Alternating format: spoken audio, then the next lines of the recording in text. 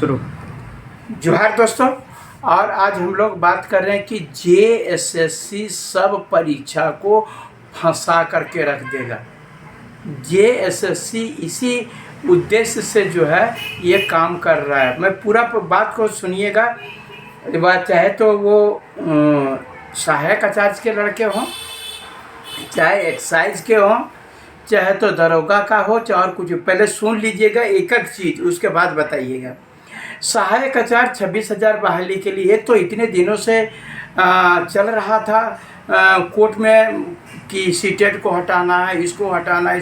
अब ये जो ऐसा हटा हटी करने लगा कि आप ही बताइए कि अभी जो मेरे पास आंकड़े हैं बता रहे हैं, जिसका हो गया है मैं उसको बधाई देता हूँ, लेकिन ऐसा ना हो कि आपकी भी नौकरी को वो खतरे में डाल दे जेएसएससी। कहिएगा कैसे? आप बताइए कि जो ये गलतियां कर रहा है, जो 26,000 शिक्षक की बहाली में जो गलतियां कर रहा है, पारा को गैर पारा में डाल दे रहा है। और पारा को गैर पारा में डालना, हम उसका विरोध नहीं कर रहे। खाली सुनिए, फंसेगा कैसे कैसे फंसेगा उसको समझिए। पारा को अगर यदि गैर पारा में आप डाल रहे हैं तो आप जनरल में डालिएगा, ना कि आप कैटेगरी कोड में डाल दीजिएगा। पारा का अगर यदि ज़्यादा नंबर लाया है तो वो चले गैर पारा के बाद जनरल में जाएगा, लेकिन गैर पारा के कैटेगरी में नहीं आएगा। ये पारा को कैटेगरी में वहाँ पर दे दे रहा है। दूसरा बात आपको बताते रहे, सोशल साइंस में 5,003 पद का है। अब ये जो है इन्होंने रिजल्ट जो निकाला सब मिला करके 5,300 समथिंग निकाला, जिसमें कि 400 लड़के डीबी नहीं कराए। उसके बाद डीबी कराने के बाद जो है मात्र 3,000 का रिजल्ट दिया जाता है। तो आखिर में 2,000 लड़के का रिजल्ट कहाँ गया? डीबी कराया, वो पेपर वेरिफिकेशन में उसकी कोई त्रुटियां नहीं है। ऊपर से जेएसएससी बोलता है कि ये जो है क्वालिफाई नहीं कर पाए। अरे भैया, जो क्वालिफाई नहीं कर पाए तो उसका लिस्ट में नाम कैसे आ गया? वो पेपर वेरिफिकेशन के लिस्ट में नाम कैसे आया? बहुत सारे को न नोटिस दिया गया, न और कुछ दिया गया, और उसको रिजल्ट रोक दिया गया। कुछ लड़कों को 2 साल के वह कहते हैं बीएड के आधार पर रोक दिया, और बहुत से वह जो है जो कॉमर्स के हैं वो कॉमर्स को भी उनको बाहर कर दिया गया। हमारा कहना है बाहर कर देने का एक नियम के तहत बाहर कर दीजिए। अगर जो ऐसा करना है तो सबको बाहर कर दीजिए, आपकी इच्छा है, आप जकरा चाहिएगा वही होगा। तो वैसी परिस्थिति में आपको बता रहे हैं जो 2003 पद के लिए और अभी लड़के हैं जो डीबी करा चुके हैं, उनका रिजल्ट यदि नहीं दिया जाएगा तो वैसी परिस्थिति में क्या होगा? ये चीज़ को जो है मामला न्यायालय में जाएगा, और मामला पहले से न्यायालय में कहेगा ये ते अचर कचर हो रहा है, हटाओ साला। ये चीज़ जो है पूरे तरह से बर्बाद करके रख देगा। जब आप पहले आप जितने लड़के का आपने काउंसलिंग के लिए बुलाया वो तो सारे पास थे, तो वो सारे पास में से फिर उनका रिजल्ट क्यों नहीं हुआ?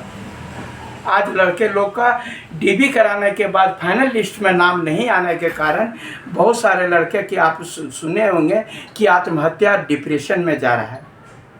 और एक बहुत बड़े आंदोलन 2,000-4,000 लड़का देख लीजिएगा, 26,000 की बहाली है, 26,000 की बहाली है। एक भारी आंदोलन होगा, और इसका खामियाजा मैं बता रहा हूँ कि अंततः ये ऐसा नहीं कि सहायक आचार्य को लेकर के डूब जाए।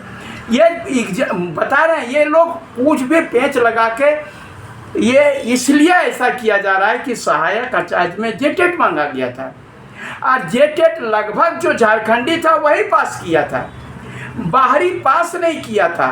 तो झारखंडी का नौकरी कैसे हो जाएगा? ये तब होगा जब आप दूसरे लोग, राज्य के लोग भी इसमें नियम बने और ये फंसा फंसा करके इसको रोका जा रहा है। बता रहे हैं हर हाल में जो डीबी कराया वो लड़कों को आश्वस्त करना चाहते हैं कि आपकी नौकरी होगी, आप रहिए आश्वस्त। सारे लोग कमेंट बॉक्स में लिखिए क्या प्रॉब्लम है।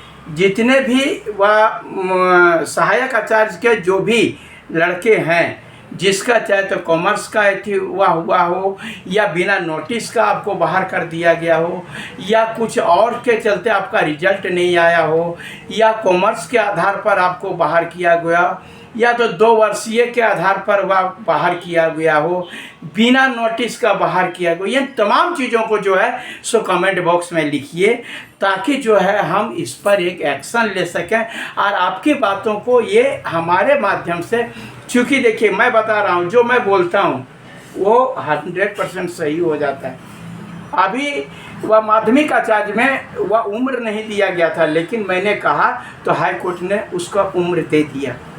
हाई कोर्ट में माध्यमिक आचार्य को, और उसमें आगे संशोधन होगा, बहुत सारे इंजीनियरिंग के लड़के हैं उसको भी मौका नहीं दिया जा रहा है, वहाँ भी बीएड का, वहाँ पर भी जो है ये कुल मिला के डिले करना चाहता है कि तुरंत अगर यदि सब चीज़ कर देंगे तो वो सब चीज़ क्या है। आपने देखे जे टेट में क्यों ऐसा किया गया, जे टेट को जानबूझ कर तुरंत टेट नहीं लेना है, टेट तुरंत नहीं लेना है, इसलिए इंजीनियरिंग का सिलेबस डाल दिया।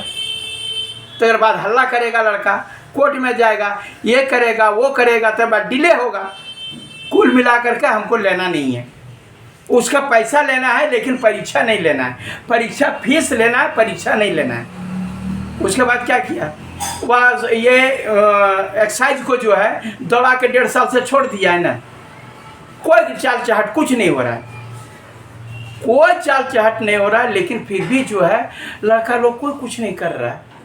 लड़का बोलता है कि मनोज भैया कुछ करिए, वो वही बोलिए न, एक्साइज सिपाही के बारे में बोलिए और हमारा एलडीसी के बारे में बोलिए, मैट्रिक स्तरीय नियुक्ति के बारे में बोलिए। अरे भैया ककर बोलना क्या को, तुम लोग जागो, बाहर निकलो, जागो तब कुछ होगा।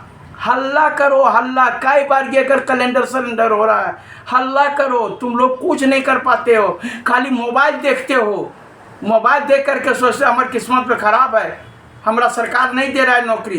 बाहर निकलो, एकदम एकजुट लड़ो, लड़ के नौकरी लेना पड़ेगा। यहाँ लड़के झारखंड लिया, कितने लोग शहीद हो गया, आप लड़ करके नौकरी नहीं ले सकते हो, लड़ करके देश आज़ाद करवा दिया, लड़के नौकरी नहीं ले सकते, तो आज़ाद देश में लड़ना है। और यहाँ पर कोई मैंने कहिए कि मारपीट और इसका कोई ज़रूरत नहीं है, सिर्फ संख्या बल दिखाइए, बहुत भारी संख्या बल दिखाइए। संख्या बता रहे कर हुआ कहा गया है संघे शक्ति कली जुगे, अगर आप भारी संख्या में होंगे तो सरकार आपकी बात को सुनेगा, और नहीं होगा तो वैसा ही होगा। इसलिए सरकार जानबूझ करके, चाहे सहायक आचार्य हो, चाहे तो क्या कहते हैं एक्साइज हो, चाहे तो जेटेट हो, चाहे तो और कुछ हो, सबको फंसा करके रखना चाहता है ताकि लड़का लोग उसी में उलझा हुआ रहे और हमको नौकरी नहीं मांगे, नौकरी नहीं मांगे, कोर्ट जाए। जैसे वो अब हो जाएगा 2000 का वह दे दिया रिजल्ट और 2000 का रिजल्ट नहीं दिया तो वो क्या करेगा, ये कोर्ट जाएगा, और कोर्ट जाएगा तो स्टे लगेगा, और स्टे लगेगा तो ककरो नौकरी नहीं देना पड़ेगा। यही चल रहा है कि स्टे लगेगा। आज जो है सरकार की इस प्रकार से क्या किया, सीजीएल को धांधली करके फंसा दिया, और ऐसे कर दिया वैसे कर दिया, नहीं पास है तो अब इसको न कैंसिल कर रहा है न रिजल्ट दे रहा है। तो ये क्या है, कुल मिला के नौकरी नहीं देना। साल भर पहले अगर यदि ज्वाइनिंग कर लेता, अगर यदि फेयर एग्जाम हुआ होता, साल भर पहले ज्वाइनिंग कर लिया होता तो 2200-2500 वह लोगों को जो है सबको 70 हज़ार रुपया पेमेंट अभी 12 महीना से मिला रहता है। अब इतना सरकार का पैसा बचा ना। अगर यदि 5 साल पहले ही अगर यदि 26,000 शिक्षकों की बहाली हो गई थी तो उन लोगों को अभी 5 साल से वह नौकरी का पैसा देना। सरकार को नहीं मतलब है कि बच्चा पढ़े या भाड़ में जाए, ओकरा कोई मतलब नहीं है।